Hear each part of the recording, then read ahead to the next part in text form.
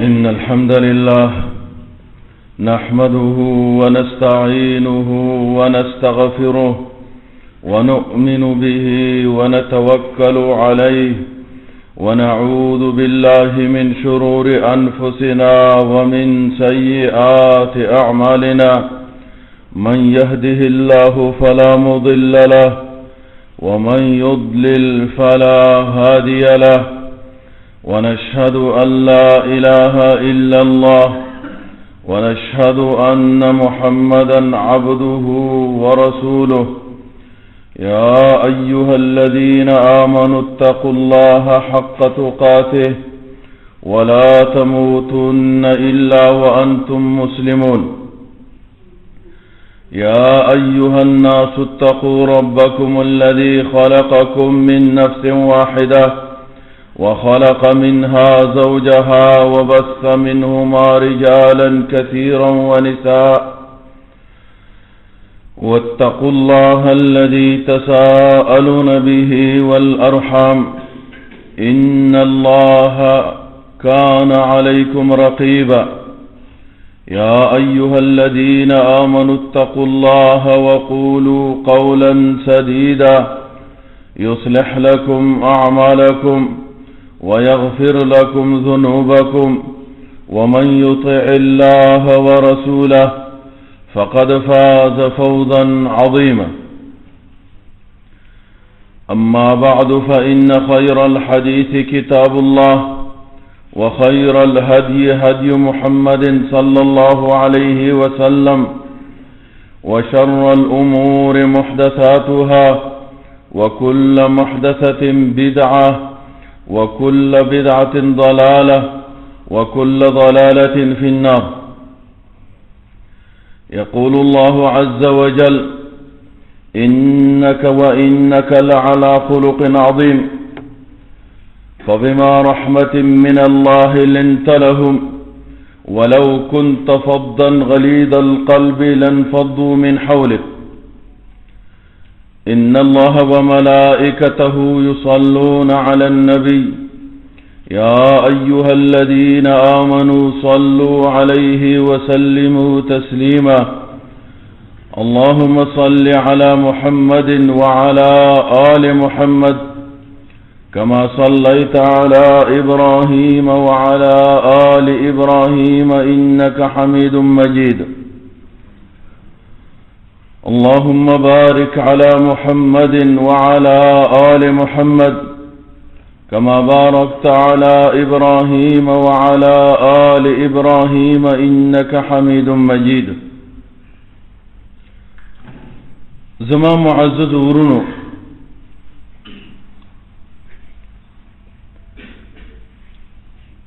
جناب محمد رسول الله صلى الله عليه وسلم ده هر قسم خو اخلاق و خاوندو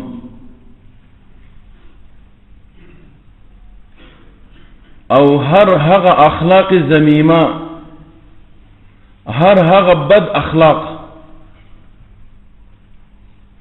داغه نفاق او صفا او سوترو.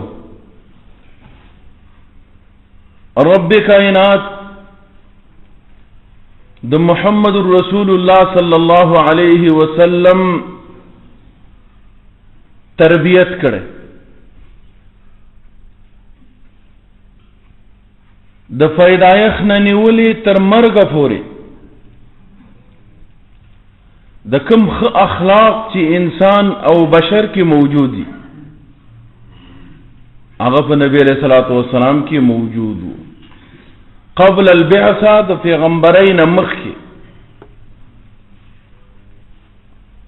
او د رسالت او د نبوت د دې عظیمه عهدی د بارولو نه وروسته هم د خو اخلاقو خاوندو.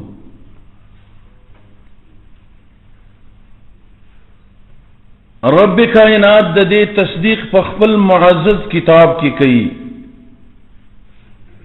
وَإِنَّكَ لَعَلَى خُلُقٍ عَظِيمٍ.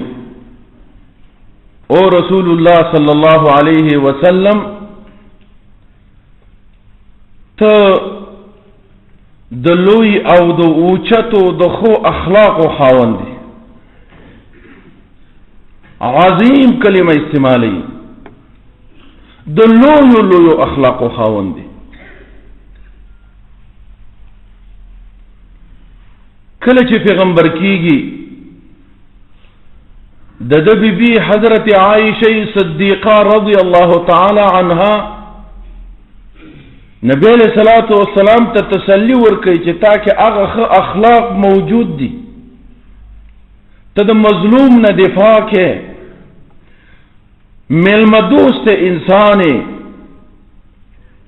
د کمزوري حامی د اخلاق او خاوند رب کائنات چرتا نور ساو ذلیل کوي.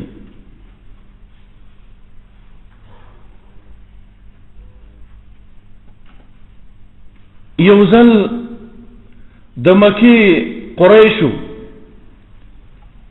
بیت الله شریف ورانه کړی د نوې بنیادونه وتګدي. هغه جوړ کړه اوس حجر اسود چې خپل ځای ته واپس شي دا به څوک راوچتي.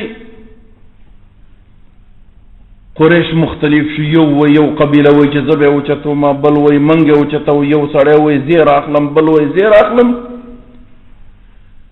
سره متفق په دې خبره نشو. هر سړی غواړي چې دا شرف حاصل کړي. اخر په دې متفق شو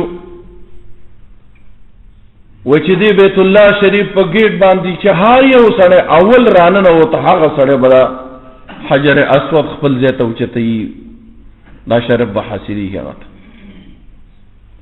چې ګوري محمد رسول الله صلی الله علیه وسلم بیت الله شریف باندې راننه وځي. ټول قریش خوشحاله شو او خوشخبری یو بل تور کړه وای چې الصادق الامین راننوت. د پر اتک باندې ټول خوشحاله شو. په دې وخت کې مکه کې بهترین انسان د اخلاق او خاوند محمد رسول الله صلی الله علیه وسلم دا د نبوت نه مخکې. نو ټول خوشحاله شو. وی هغه انسان چې د خو اخلاق او د خو امانت خاوند دی، هغه انسان چې چیرې دروغ نه وایي، صادق دی، امین دی. هغه راغی څادر ته لاس کې نور قبیلو ته ویل چې راځي راوچتې. نو د نبوت نه مخکې هم هغه د خو اخلاق او خاوند مشهور په قریش.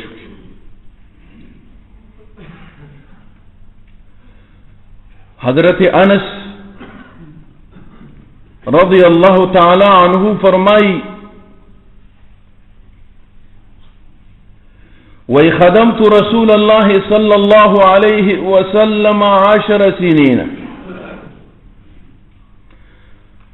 فما قال لي اف قط. لس کال ما د نبی علیہ الصلوۃ والسلام خدمت کړی دی، لس کال د نبی علیہ الصلوۃ والسلام خادم و مخادم رسول الله صلی الله علیه وسلم. ټول صحابه کرام د نبی علیہ الصلوۃ والسلام خادمانو. خلص کال خدمت دا حضرت انس رضی الله عنه کړ. نو خادم الصادق المصدوق سید الاولین والآخرین منقد نبی علیہ السلام د اخلاق بیان کړي. لس کاله می خدمت د نبی علیہ السلام کړي. چیرې ماته په لسو کالو کې داسې کلمه نه ده استعمال کړې چې و کلمې نه ده ویلې چې ولې دې دا کار داسې وکړ. لس کاله ورونو ګوره ډېر شی دی. او به فرمایي ولا قال لشيء فعلته لما فعلت ولا قال لشيء لم أفعله لما لا فعلت. وإن ما تدسي وسويلي دي يو كار چې ما کړی چې ولې دې دسي وکړ ولې دې دا کار وکړ او کوم کار چې د ما نه مطلوب و هغه غوښته دې مراته نه دی ویلي چې ولې دې دا کارونه کوه. داسې د ښه اخلاقو خاوند زموږ استاد خوږ پیغمبر علیه الصلاة والسلام. نو ورونو پکار دی چې هغه اخلاق ما او تا په ځان کې پیدا کړو. حضرت براء ابن عازب رضی الله عنه فرمای وكان رسول الله صلى الله عليه وسلم أحسن الناس وجها وأحسن الناس خلقا. نبي عليه الصلاة والسلام د ټول خلقنا خیسته مخ خاوندو او د ټول خلقنا د اخلاق خاوند. فرمای نبی علیہ السلام بعثت لأتمم مکارم الاخلاق. زرا لګل شوم د دفاع چې تاسو ته اخلاق اتمام وکم اخلاق د توخمه چې دا اخلاق دی او د بد اخلاق نه ځان ساتي.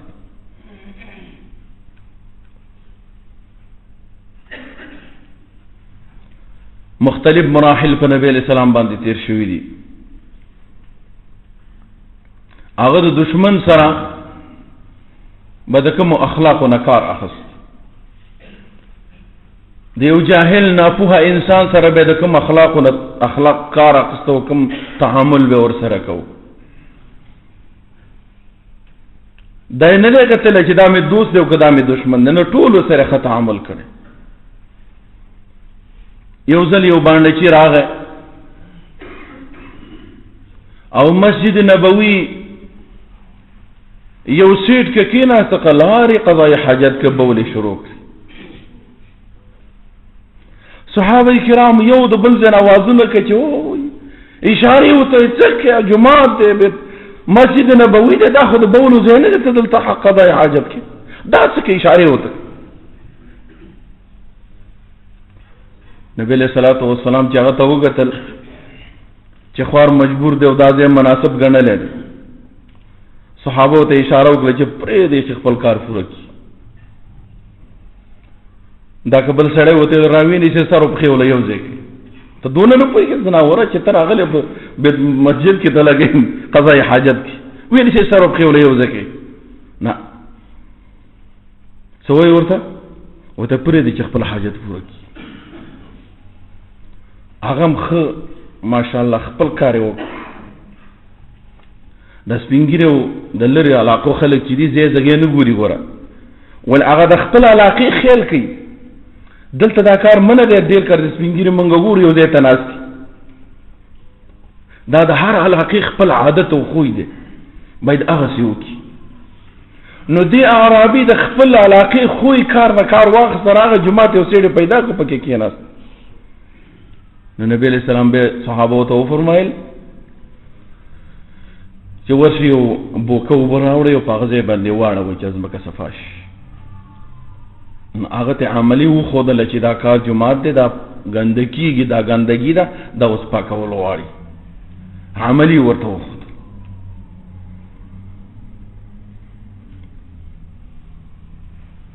یو ځل ډیر تکلیفونه تیر کړي دي دعوت او د اسلام په لار کې. حضرت جابر رضی الله عنه فرمایي وای موږ نبی علیہ الصلوۃ والسلام سره یو غزا کې وتلی، نجد طرف ته غزا لتلی. ستړی شو نبی علیہ الصلوۃ والسلام په یو وادي کې یو کند کې صحابه کرام خارشلو د خپل توره یو ونې ته ځوړنده کړه. نو یو کافر راغی نبی علیہ الصلوۃ والسلام وده شوی دی، توره راواخستله، د تورې هغه شرنګ باندې نبی علیہ السلام رایق شو. نبی علیہ الصلوۃ والسلام چې کله رایق شو هغه ته توره خوځه کوي، وایي من یمنعک مني، څوک به دې رانه اوس خلاص کي؟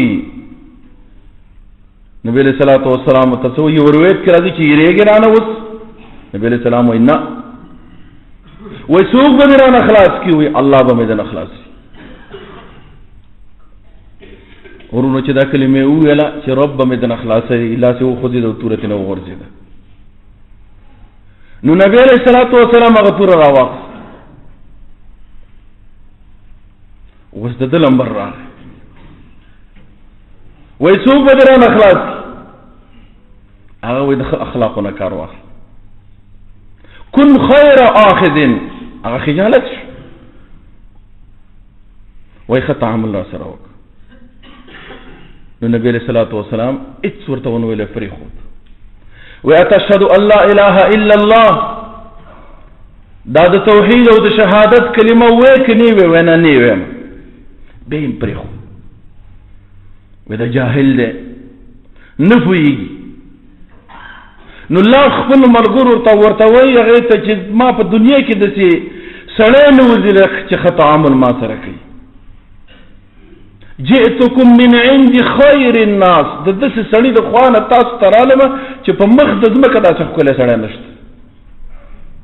دا ډېره سخته خبره ده چې ته توره راخلې خپل دشمن د هغه ختمې او بیا توره د هغه په لاس کې او تا به یې پرېږدي. دا د نبي علیہ الصلوۃ والسلام اخلاق. نو جاهل انسان سره هغه به د اخلاقو نه کار اخلي، ځکه دا د داعي صفت دی چې هغه غلطي وکړي نو ته به ورته نه وایي چې ستا داسې داسې وکړم، نه، الله به دې اصلاح کړي. ته به پوه شې، سوچ فکر به دې خبرې ته وکړي. نو د جاهلانو سره به د ښه تعامل کې لکه څنګه چې نبي علیہ الصلوۃ والسلام کړ. ورونو رازونه د نبی علیہ الصلوۃ والسلام خپل عادت او زندګۍ ته چې د تعامل په دریش کاله یا په ټولو عمر کې د څرنګې زندګي دنیوي زندګي تېره کړې. حضرت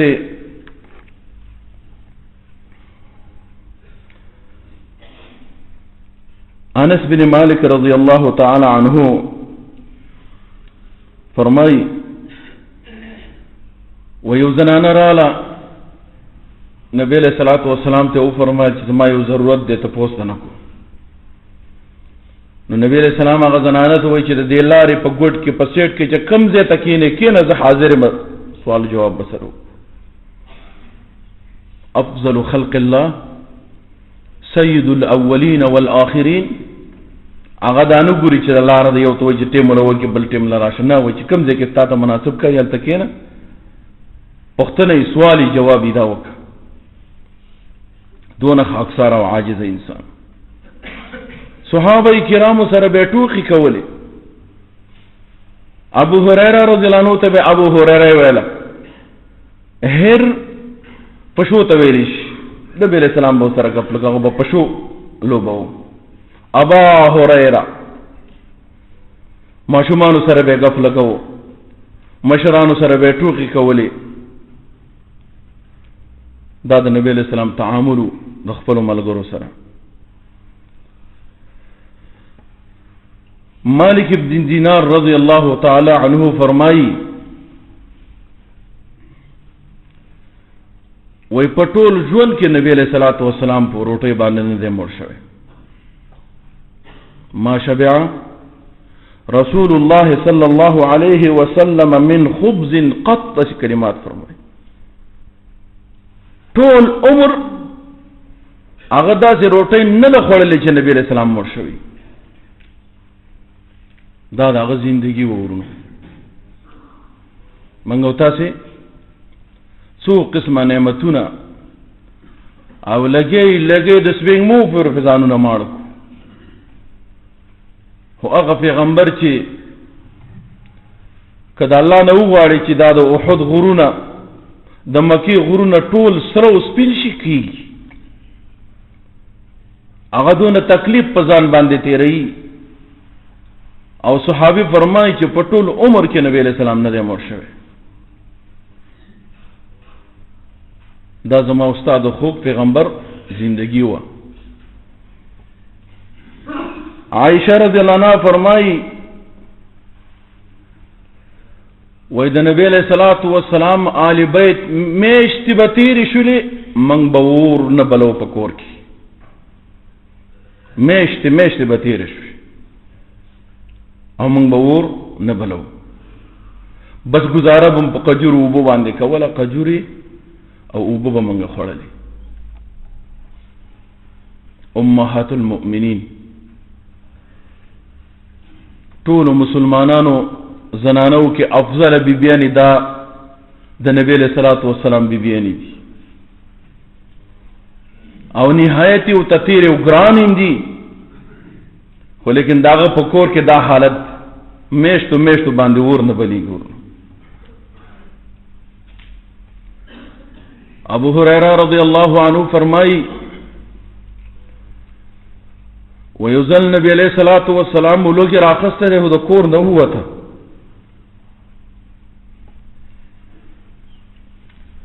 دسه حالت کې دسه وخت کې وزي چې هغه د کور د وتلو نه ده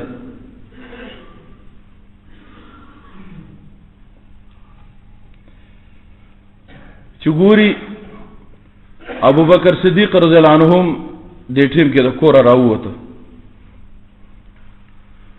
هغه ته فرمایي چې ابو بکر صاحب ولې راوتلې بیٹه ما وای دا الله پیغمبر کور کې څه نه ملويږي ولګي راخسته مو راووتم به دغه نورسته ګوري عمر فاروق رضی الله عنه راوځي هغه نه تپوس کوي چې عمر صاحب چې شي راایستره په دې وخت کې او توي دا الله پیغمبر ولګي راخسته د روټۍ درک کور کې نه لګي بیا د نبی علیہ السلام نه تپوس کوي چې د الله پیغمبر ته چې شي راایستره و زما د فرب قسمی کوم شي چې تر تاسو راایستلې استي هغه د وجنه زهم د کور راوته نو سید البشر په کور کې روټۍ نه ملایويږي او د کور نه بار راوځي راضي و راضي او صحابي کړه ورځو چې ورال چې حالت وګتل افضل الرسل خاتم الانبیاء والمرسلین او بداغه دو ملګری داغه کور ته تشریف فرما دیغه فرمای چې نن په مخ د زمکه د دینه کلی ملمانه نشته چې حالات وګتل وګه سړی معلومیږي ورونو نو اول یو تخکلی قجوري راوړل او به لال دغه نورستای یو ګډو ته الاو ګډو ته ورید کا وراوړ مغه ته تکیناس کی خود لګي دی غتنا خوراک کوي نو نبی علیہ الصلوۃ والسلام ته فرمایي چې لا تسالون یومئذ عن النعیم هغه نعمتونه د قیامت ورځ راځي څونه نعمتونه چې تاسو باندې رب العالمین کړي دي دغه حساب کتاب به سره کیږي دی وخت کې مونږ ولګي راخستي کور کې څه نه ملاويږي او په مل مسته کې راته ورت شوی ګډ دي د دې حساب به مرسته راکړي دا فکر کوي چې ډیر مسلمانان به هغه سره به زمونږ د درک نه لګي ورونه مونږ او تاسو له فکر دي چې د نبی صلی الله علیه وسلم اخلاق خپل کو دغه په سنت او طریقو باندې عمل وکړو. بارك الله لي ولكم في القرآن العظيم ونفعني وإياكم بالآيات والذكر الحكيم إنه تعالى جواد كريم ملك بر ورب رؤوف رحيم.